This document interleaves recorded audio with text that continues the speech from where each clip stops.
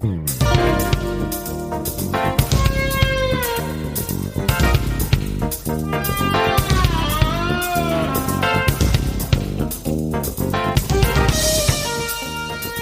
to The More Perfect Union, the podcast that offers real debate without the hate. Sponsored by BetterHelp.com. I'm Kevin Kelton, along with, as always, Greg Matusak. Looking forward to a big week. No, wait. The last time I can call it a bigly week.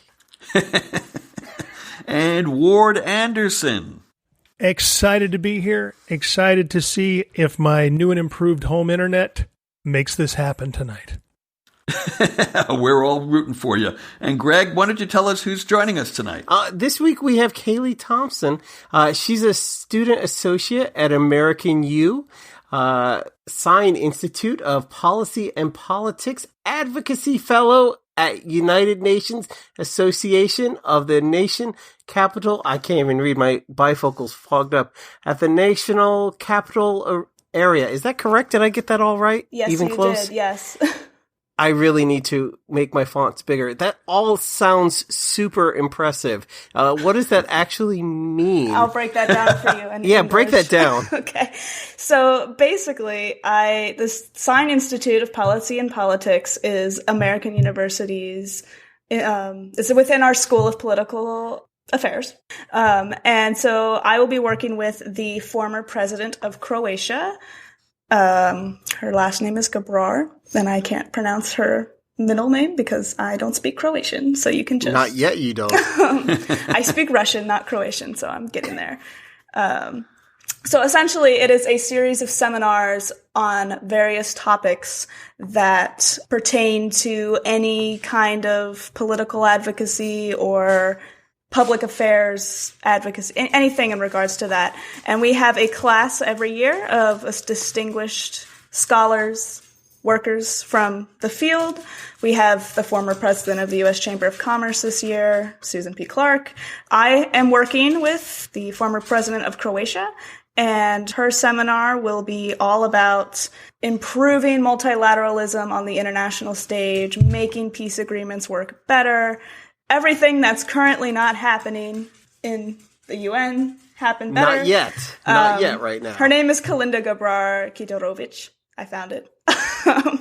So that is what will be happening for me this semester. But then I'm also an advocacy fellow at the UN Association, which is a branch of the UN Foundation. And we are essentially the UN's big lobby group trying to make sure everybody remembers why the UN is important, why we should be still a member of multilateral institutions.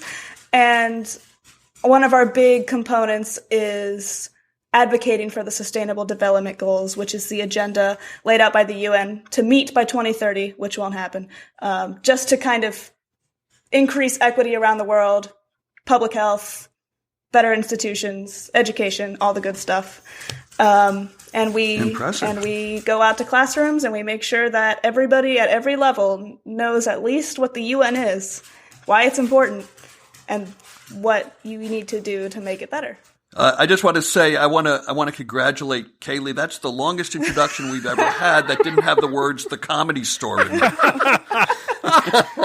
Well, I was going to say I love the UN. I've always been a big fan of the UN, and when people always talk about like America first and like we should go this alone and blah blah blah, I always talk about UN and NATO and things like that. So, do you get a lot? I mean, do you get that a lot when people say, well, what about America first?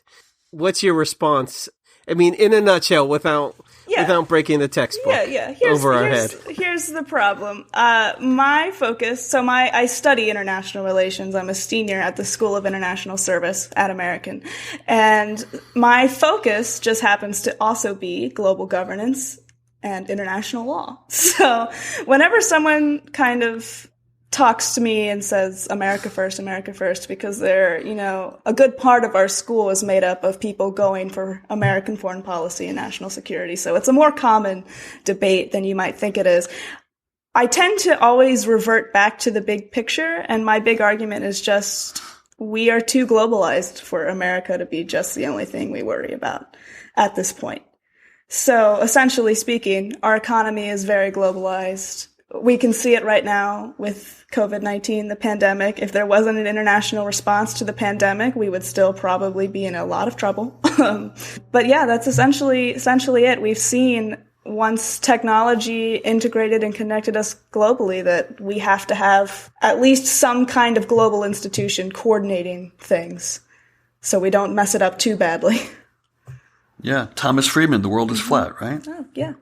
Exactly. Now, hold on a minute there. You say that the UN is American, and what I'm going to tell you right here is you're wrong. Everyone knows it's Irish, all right? It's got that feller Bono. It's got that feller Edgy. Those two right there are Irish. You ain't going to sit here tell me the UN is American. You got it? So this week, and we're going to ask Kaylee more about her experiences in Washington, D.C., since that place has kind of been in the news this week. But let's talk about the impeachment vote that we saw in the House this week and the trial to come. So 10 Republican votes for impeachment. I was hoping for more. Do you guys see that as an omen of a possible conviction in the Senate, or is that beyond wishful thinking? That's beyond wishful thinking. The fact that we got 10 was amazing. And I'm proud of one of them was from Ohio, Representative Gonzalez, who's relatively new to the House from Ohio. And I think that was brave, but it's just not going to happen. The senators, many of them don't have anything to lose. You'll have your Romneys, you'll have your Murkowskis. Susan Collins still believes Trump learned his lesson. So no, you're not going to have maybe 3, maybe 4. Ben Sass, maybe. Yeah, I'm with Greg. It's highly unlikely. I think 4, like he said, I think they'd be lucky to get 4 or 5. Even the people that publicly denounce him and seem like they're going to impeach him, only half of them would. So, right. The term I always use is they will probably flake off at the last moment. Well, what are the politics? Now, while Trump was in office, everybody was afraid of Trump. They're afraid of the backlash from his base. They don't want to be primaried. But we've never known what a post-Trump administration Republican Party is like. My thinking is, and again, I know it's pie in the sky, and I'm probably going to, a week from now or 2 weeks from now, going to be sitting here and you guys are going to be laughing at me. But I think that there is a possibility of getting closer to 17 votes than you guys think. And the reason is, first of all, McConnell has hinted that he's at least open to the possibility of conviction. Of course, that, I wouldn't want to take that to the bank. But think about it. If Trump is not convicted and barred from ever running again, he's going to go through the next couple of years. He's going to be disrespected by a lot of people in the Republican Party. Not all of them, but a lot of them. He's going to feel that he's losing his influence, and he may decide to mount some kind of a campaign. And if he doesn't get the nomination, he may get so upset that he runs third party. And that is the nightmare scenario for the Republicans, because he will get, if he got on the rolls, on the ballot in 30, 35 states, he will get 15, 20 million votes. And that's, game, set, match. So again, there's a lot of calculations. I have no idea how Mitch McConnell and his fellow Republicans in the Senate are thinking about this, but that's how I'd be thinking about it. I think I kind of agree with you, Kevin. It's going to be a little bit, I think from what I know about the Senate, it's going to be up in the air. I know that I'm confident in the Romney vote. And to be honest, I'm a little more confident in the Collins vote than I was last time, because this time she doesn't have to worry about the election cycle. So I think she might actually be bold for once, if that's not too hard. And Murkowski. And Murkowski. I mean, I'm pretty confident in those 3. I'm not going to be shocked if they flake out either way. Sass. We'll get Sass. So here's the thing.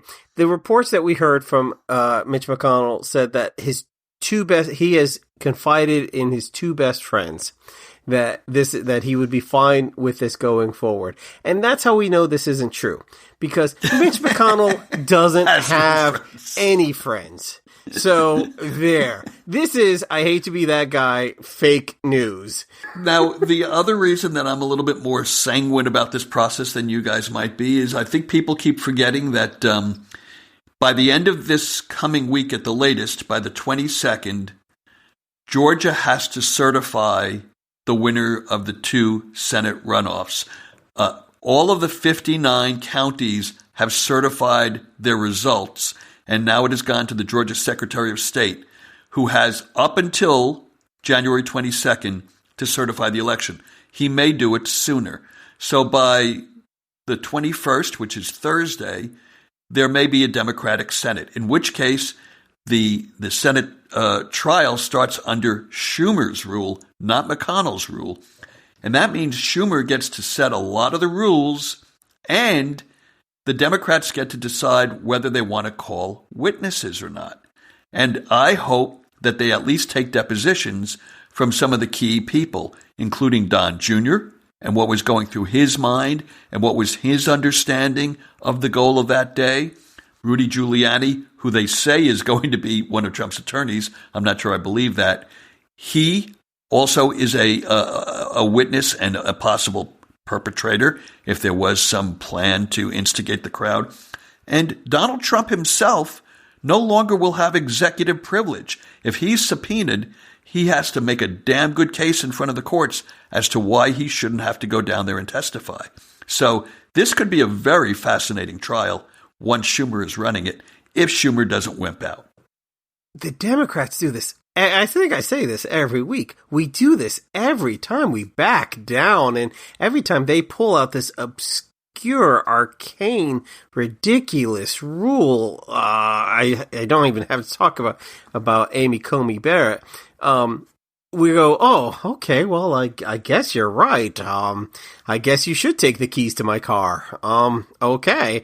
I guess I will punch myself in the face because you're right. We should play hardball. We should say, you know what? It's Jeans Day for Democrats, and you guys wear hair shirts. Why? Because we're in charge. Screw you guys. I didn't mean that last part. That was a little rough. I'm sorry. That's all right. I do think it'll be interesting. The Democrats are faced with a big moment because this has not happened before. We've never had to be like, oh, they breached the Capitol. Now let's just let them continue on, status quo. I mean, I think if there was any time to prove that they're actually capable of swift action, it would be now. And Pelosi is tired. I mean, poor woman is exhausted. Can we call her a poor woman? I don't know. But you can. We can't. You can't. But I think their biggest concern is they don't want this to happen again, and I think that's a feeling felt on both sides. They don't want to have to deal with another Trump character, so they're going to try to be, I think, when I say they don't want to deal with that, I mean the old stock conservatives who played along but are actually like, all right, let's get back to... Can you give us a name? Who do you think is the old stock conservatives? I mean, Romney, obviously. But Lindsey Graham is going along with him. Yeah, but Lindsey Graham, I don't really think he has enough of a personality to make his own decisions, but that's I disagree. I'm a huge fan of Lindsey Graham. Really? Up until about 3 months ago, I've loved Lindsey Graham. I mean, I hate to be that guy. I am that guy. You are that guy. I think, the thing with personality politics is Trump, he plays the game well. He knows how to get people to support him, and gets a movement going that you want to be a part of because it looks good for you at the time. And then once that moment is over, what do you do next? And I think that's where everybody's at, and they're going to have to choose. The Republicans, I think especially, are going to have to choose whether or not they're going to say, okay, we're not doing that again. That was a little too much for me. Or if they want to lean into it. And if they lean into it, I'm worried that it'll split not only the party, but it'll just completely resituate the way Congress is used to working, and that's going to bug some people who are comfortable in their positions.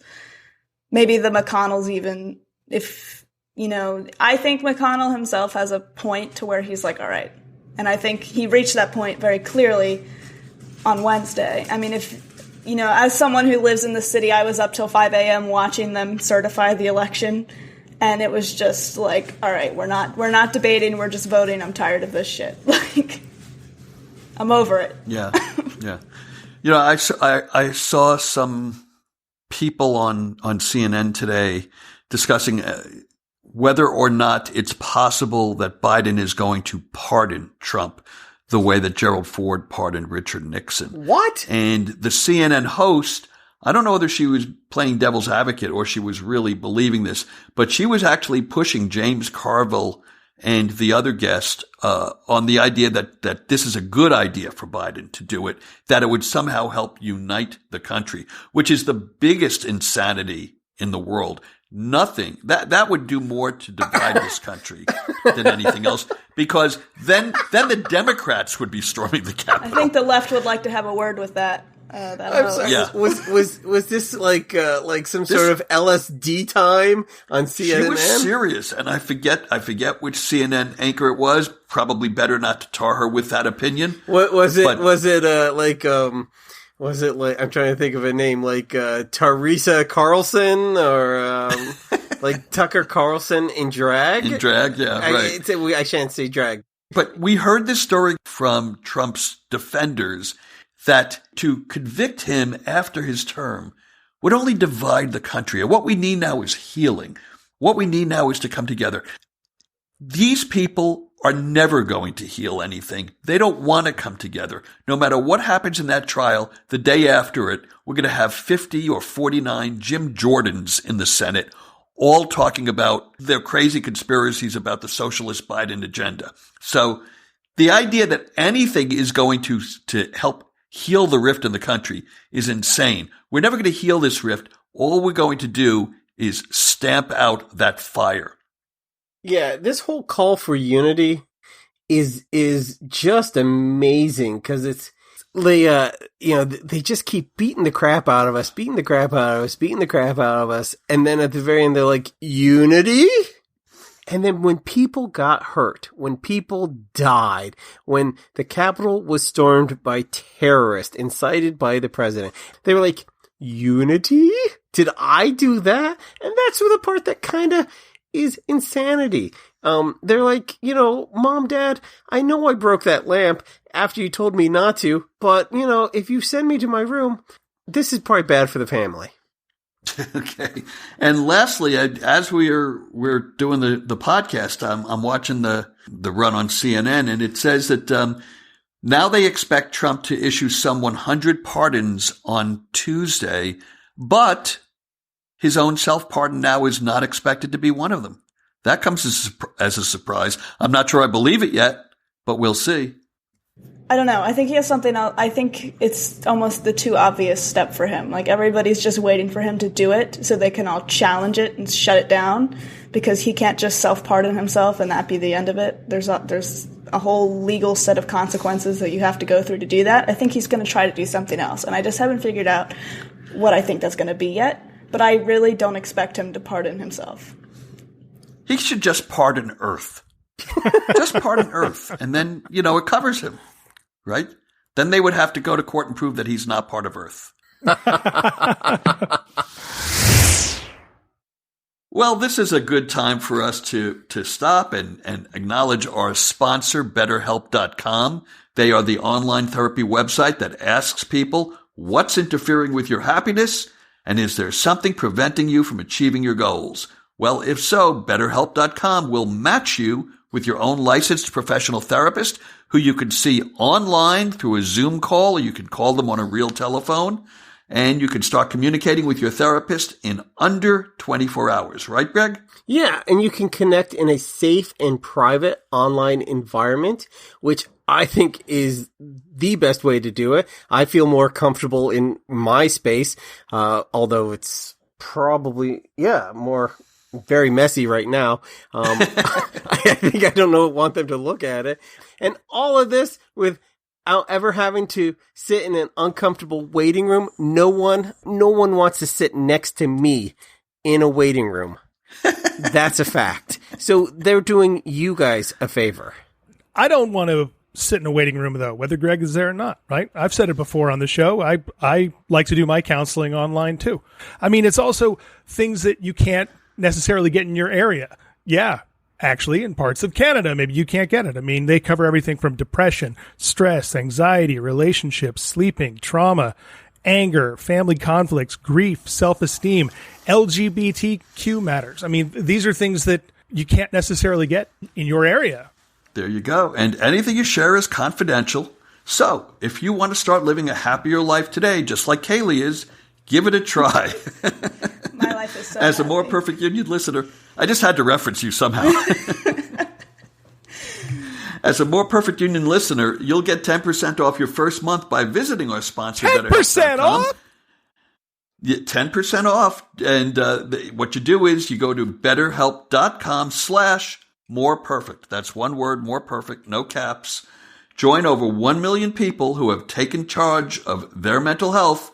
Again, that's BetterHelp, HELP.com/More Perfect. And it's the perfect cure for the insanity of our times. Thanks, Mr. Kelton. I'm going to go join BetterHelp right now. Good job, Joey. So, talking about insanity, actually, I think the cure for insanity is going to be the first 100 days and hopefully the first several hundred days of the Biden administration. I think it's going to be boring, which everybody says is an elixir for what we've gone through the last 4 years, but I also think it's going to be competent. 100 million shots in the first 100 days, that's part of his new COVID plan. Greg, do you think it's doable, and do you think it's going to make a dent in what we're seeing as like the worst spike that we've been through yet? The first one, yes. The second one, no. Yes, I think production can be ramped up. Yes, but unless people follow through with masks and distancing and everything else, no. It's not just vaccines that are going to be the answer. The vaccines are, without a doubt, definitely going to help and hopefully eradicate. But until we get to the point where, what do we have in America? 350 million? 330 something. Yeah. We're not going to see an end to this, even close, for like months. I mean, 100 days is like, that's something like more than 2 months. I think in the Biden administration, it'll be 3 months and 10 days. That's what I'm predicting. Well, right. He's made that promise, but I'm not sure. I think he made that promise that it'll be under 3 months. Like 100 days will now be under 3 months. What do you think of the new stimulus plan while we're at it? I kind of like it. I think it's ambitious. I don't think we'll get everything, but I don't think he's going middle of the road. I am so sick of people telling us that he's a middle of the road Democrat. I think he's as progressive as you could expect under the circumstances. I want to hear Kaylee say. Do you think he's progressive? No. That's a hard no from me. But okay, so tell us what those young people under 50 are saying about it. Right. Yeah, so the young people under 50, myself included, we did not want Joe Biden. And to be quite honest, is that a shock to anybody? No one's shocked. That's why we're laughing. Go ahead. No. Go ahead. And I think, he's a transition president. He said he was going to be one, and I don't expect him to run for a second term. I don't think anybody really does. But I think, for us young people who are feeling the brunt of, one, either being someone's dependent but working, so not getting a stimulus check, or two, still having to pay for student loans, or three, in my situation, specifically, I live in D.C. most of the year, but if I work in Ohio, minimum wage is what, $7.50 in Ohio? $7.25. It's 50. Well, hold on. I'm gonna interrupt you. We don't usually interrupt, but you've said a couple of things just now. He wants to immediately cut $10,000 in all student debt, and he wants to raise the minimum wage nationally to $15 an hour. So where's your beef? I'm getting there. Where's your beef? Here's my beef. I think it's not unintelligent for him to pursue $15. We need a $15 minimum wage. Economics has proven that we should have one, and I would get into it, but I'm too tired to break down economics for you. No. You don't have to. You don't have to. With you. We can't even count how much 30 days is. At this moment in time. So, I think he has to win. Like, when you talk about unification, how we're uniting the country, I think if he wants to really do that, he's going to have to focus more also on these young people, because the main thing is we're tired of old people telling us how we should think when we are experiencing Hold on, let me tell you how you should think real quick. Okay, thank you. I'm listening. Who's telling you how to think? Who's telling you how to think? Oh, let me start listing the names. No, but Please, no. Go ahead. I'd love to hear it. It's just like, who are your villains in Congress on the right?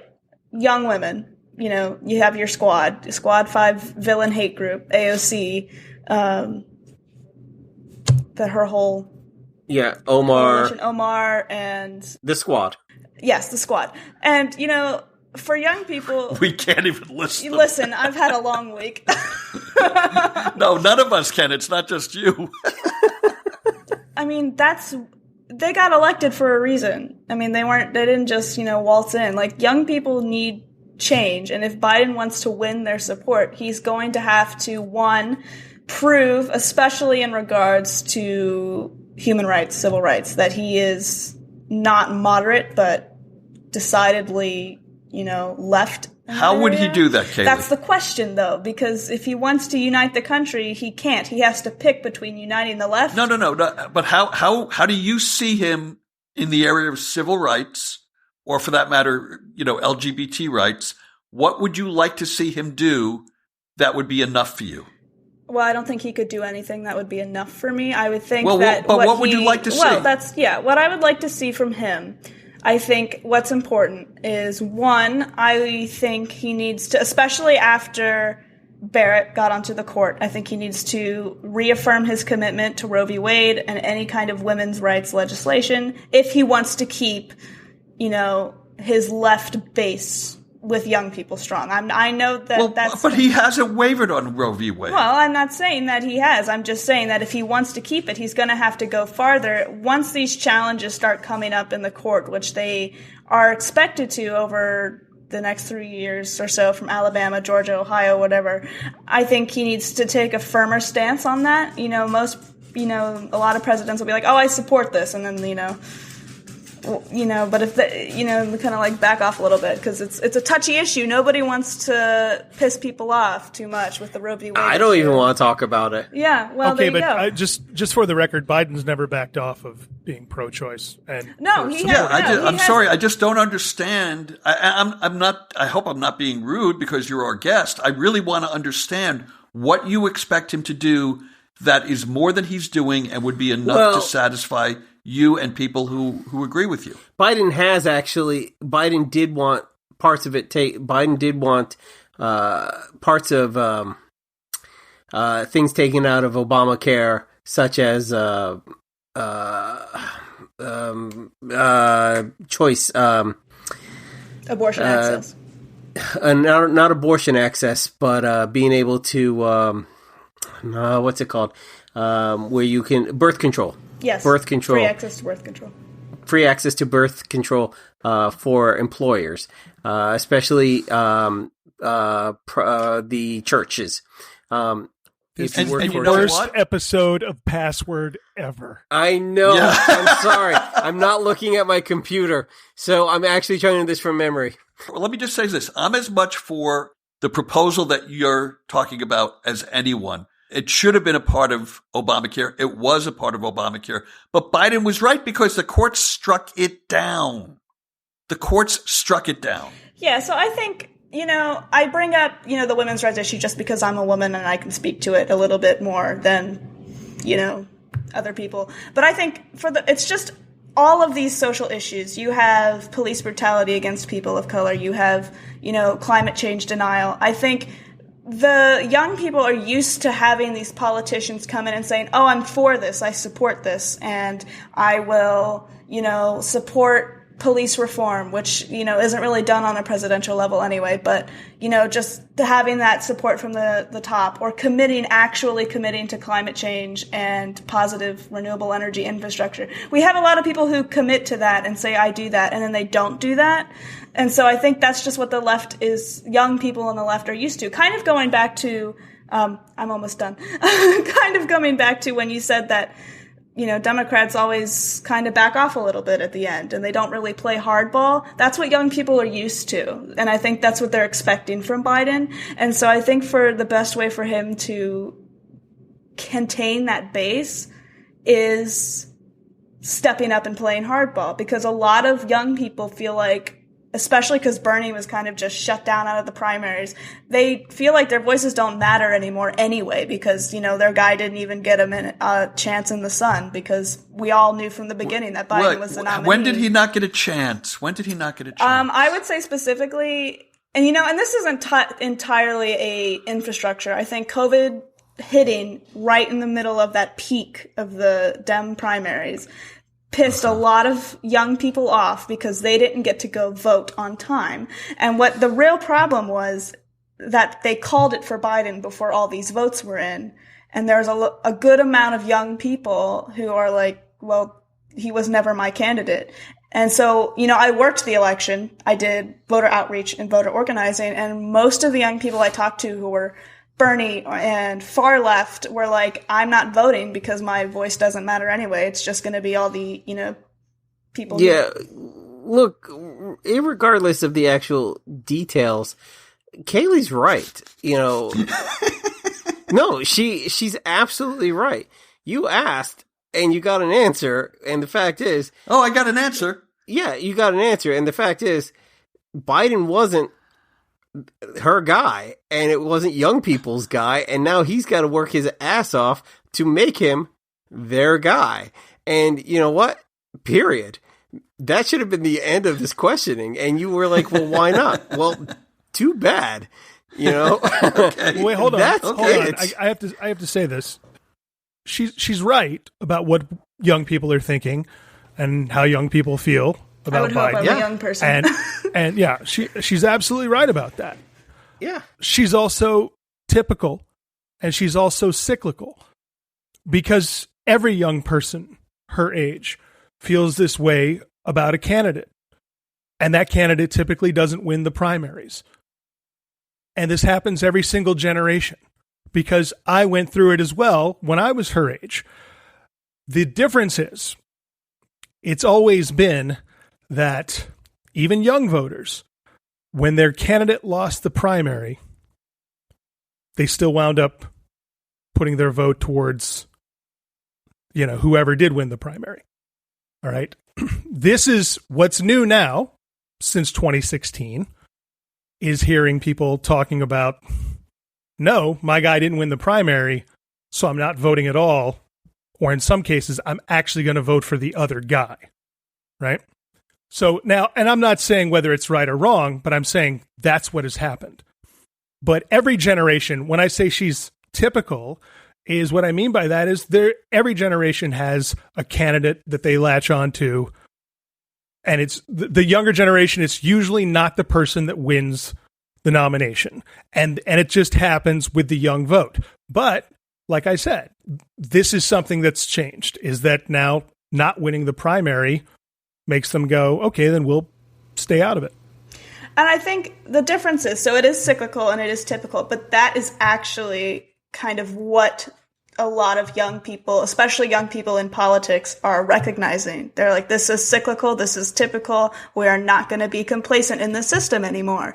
The question remains then, how do you not be complacent while also changing the system? And that is where a lot of young people fracture, especially in the political world. There's people who are like, no, we just need to dismantle the whole thing. There are reasons for that. And then there's other people who say, no, focus on local, go only local. So there's a lot of contention right now in the under 50 group. So let me help me out here. Do young people need more like involvement in the campaigns? Do they need more bullet points? Do they need more like reasons? Like, hey, do they need more carrot? We do they need more We stick? don't need more reasons. We live every day with the threat of climate. I mean, climate change is enough to scare the shit out of people. I mean, and young people, and this would be my argument for, a difference, because, 50 years ago you had the Cold War threat, but you've never had like, oh, your planet could be uninhabitable by this date if you don't do something now. Like, there's a sense of impending doom in young people, and the pressure of having to deal with that, because, a lot of other older people are like, well, I'll be dead, and young people are kind of stuck with this problem. I think we don't need any more reasons to be involved. I think we need our returns to be greater, because once we do get involved, another old person is in office who doesn't do anything, Beto loses his election and they lose their momentum. And it's so easy to disenchant a young person who already wants change if the system takes forever to do the change. So what you're saying, and maybe this will help, you want more young people in politics, yes. People who look like you. Yes. And that would be because I think... Like Bernie Sanders. Yes. Well, no. Even, a lot of... I saw, that was a joke. That was a joke. You mean just people, people in our age group make up less than 10% of representation in Congress. Well, but if you look at people alive and experience-wise, isn't that a fair representation? I would say and actually, no. If you look at voting... when actual voters and the people who actually turned out to vote, 10% actually is pretty fair. Yeah. What age group are you referring to? Obviously, you're not talking about up to 25, because you can't even be in Congress until 25. No, I'm talking more like 25 to 35. But here's the reason. And I think it's important to take note here, because I can speak from my own experience as a student. When I grew up in rural Ohio, I was told pretty flat out that my vote didn't actually matter by teachers, by adults. And they were like, you're one vote in 336 million. Like, it's less than that. Like, nobody. But you live in Ohio. Ohio's a swing state. Doesn't even matter. Battleground state. It doesn't even matter. They were just like, you're one person in this huge country. Your vote is irrelevant, so don't put too much weight in it. Who would tell you that? Lots of people, lots of adults have told me this, and it's a consistent message across the board. I mean, even I've been in some classes at AU, and, I study international policy, so we get into the domestic side all the time because that impacts everything. But, a lot of the times I'll have professors say, oh, we get it, your vote doesn't matter, focus on this instead. Okay, well, Kaylee, I don't disagree with a lot of the premises behind your argument. My opinion is Biden has put together, I think, a rather progressive agenda, maybe not as progressive as you would like it, maybe not as progressive as a Elizabeth Warren agenda might have been, but it's more progressive, frankly, than what Barack Obama put forth. It's more aggressive and progressive than anything Hillary Clinton put forth. Will he stick to his guns? On some things, I agree with you. He's going to end up moderating, negotiating to try to get something passed, and we're not going to get the full loaf of bread. But I just hope that Democrats and people who are not conservative give him a chance instead of prejudging him based on all of the cliches and stereotypes that were projected onto him during the primaries. I think, I think there's a general understanding. He offered a more progressive platform than a lot of us were expecting. You can see it in his, Amtrak budget. I mean, he's all for trains, and nobody cares about trains anymore. But a lot of young people do care about public transportation. And he's done this in the little things that don't come to the forefront of debate. I think we have all accepted that he's not meant to be our Bernie Sanders or even our AOC. Like, none of us want that. None of us expect that from him. I think it was more just exhaustion with another play it safe candidate being the nominee. And I think, and I'm calling him play it safe because we all knew that if Biden was to run for president, he would be the Democratic nominee. I don't think that was up for debate after the Obama administration. Everybody wanted him to run in 2016. He didn't. And then he ran in 2020 and everyone was like, okay, now he's the nominee. And I think that's the big problem a lot of people have. They wanted it to be a fair fight. But I mean, I can tell you, like... It wasn't... That's not the primaries that I experienced, but maybe I saw them through, Yeah, we saw... my glaucoma or something. We saw them... You have to understand, we saw them through different viewpoints, and I think that's okay. So what else is happening? Well, okay, so this was in the news this week, and Kaylee, we'll turn to you because you probably have a unique perspective on this amongst the four of us. Harvard is seeking to revoke degrees from past graduates whom they believe have dishonored their institutions, their higher education institutions, because of their stance either on certifying the election or having taken some part in the build-up to the insurrection at the Capitol. Kaylee, do you think that degrees, whether they be honorary or real, should be revoked for people who dishonor the institution? Honorary degrees, I would put in a different category.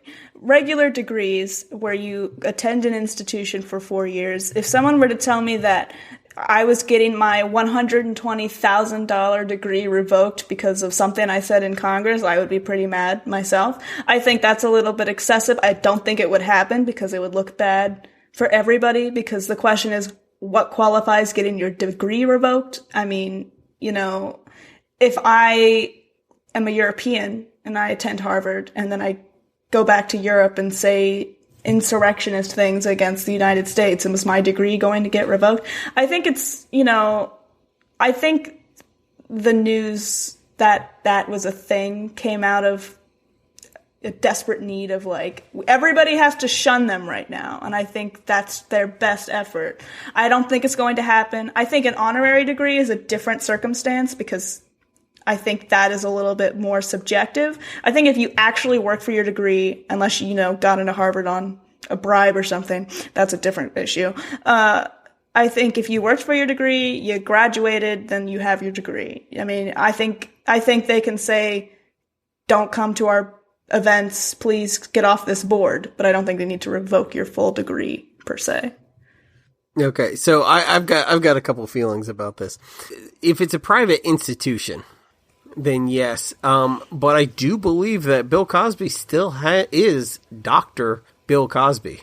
And he actually had his PhD. He earned his PhD based on his work with Fat Albert. I don't know if anyone knew that. So no one has taken his, and he was a horrible rapist. Yeah. So yeah, so I think if you're gonna start taking degrees back, you're gonna have to go through all the list of people still living who did egregious things, and then it's just gonna be a shit show. I think, right. But I also think, yes, you represent your university, but I mean, on the other hand, I'm getting my degree in international relations. If I go do something egregious in the education world, I don't think my degree getting revoked in IR is going to have the impact that you want it to have. Right. Right. Yeah, I don't think Ted Cruz is sitting around going, oh my God, if I lose this Senate gig and I'm no longer a Harvard graduate, I'll never work again. I mean, right. I just don't think that's on his radar. Well, I will say this. After a certain point out, no one actually looks at where... That's my point. Yeah. I will say this about Harvard graduates. There are two types of Harvard graduates. There are ones that you will know within 5 minutes. Yes, I went to Harvard. And then there are the ones who only will tell you, oh yeah, I went to school out east. And those are my favorite type of people. I worked, there's one, he's a city councilman. I worked in an office with him, and I must have worked with him for... Cincinnati City Council? Yeah. I worked with him for 6 months, and we had a kid in the office who went to Notre Dame, and all he did was tell everyone about how much better his school was and blah, blah, blah. And I went to Miami, so he just ragged on Miami as a stupid state school. And he just... Isn't Miami the public Ivy, though? It is. It's one of the best schools in the country. It's like part of the Ivy League of state schools. Anyways, but he finally asked this guy, and this guy would only say, "I went to school out east." Someone finally said, "Out east? You went to school at Harvard? You got your master's at Harvard too?" And he goes, I just didn't want to say anything. Well, I'm going to now start saying that I went to school out east because it was in Albany, New York. So everyone will just assume you're a good guy from Harvard. Listen, I sent my last grad school application in this morning, so. At Harvard? Oh, wow. Hey, I remember. Good luck. When I was in college. If you need a reference. When I was in college, I rented this little cottage next to this crazy old boy named Gatsby. Well, let me tell you, he would throw the wildest parties.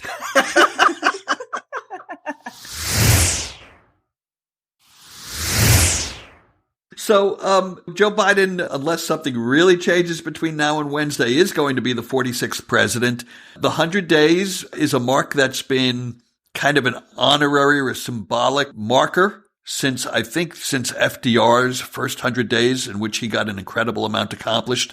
And ever since then, people have been kind of judging presidents based on what they get accomplished in their first 100 days. Biden has set a pretty aggressive agenda for what he wants to do in his first 100 days. I'm curious, what would you guys like to see him accomplish? Ward, I'm going to go first to you because you've been funny tonight, but we haven't given you much airtime. So I'm curious. You could be tongue in cheek, or you could be serious.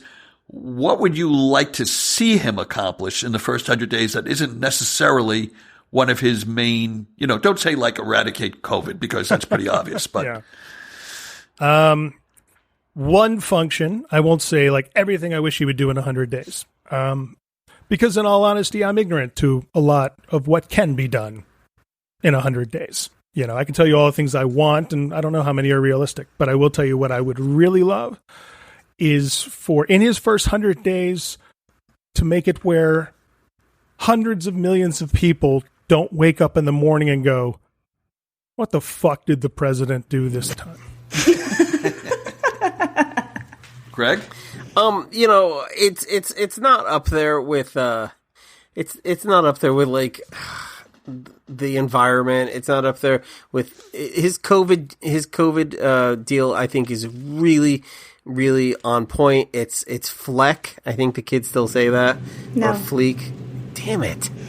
Not at all. No. See, do you need me to teach you this, Greg? Do we need No. You saw how well I was doing with it. Yeah. You saw how successful I was at it.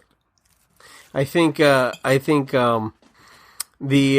I would like to see is him put a lot of effort and time into pre-K education, places on a federal level. Kaylee?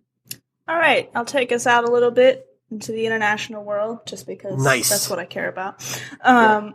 For me, one, rejoining the Paris Climate Agreement. Easier said than done, but it will be done. And the World Health Organization, obviously, that was the dumbest thing that has ever happened.